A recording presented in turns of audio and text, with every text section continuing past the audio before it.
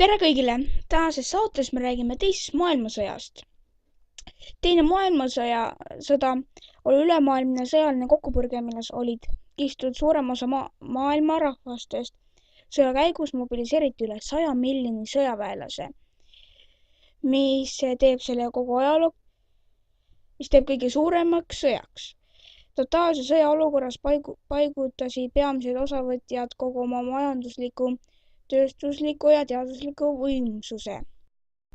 Sõjas tapeti üle 70 miljoni inimese, enamik neist tsiviilisikud, mis teeb sellest inimajaloo kõige verisema kokku.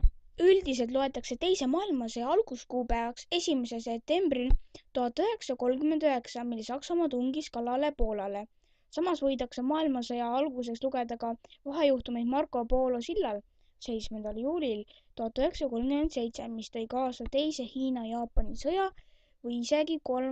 oktoobril 1935, mil algas Itaalia invasiooni Abessiinias sõja lõpukuupäeva osas.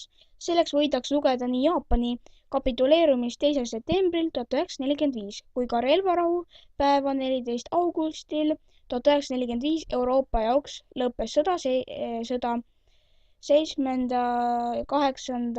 või 9. mail 1945. Rahuleping Jaapani sõlmiti alles 8. septembril 1951 San Franciscos ning NSV Liidu ja Jaapani vahelise sõja lõppedes alles ühisdeklaratsioonini 9. oktoobril 1956.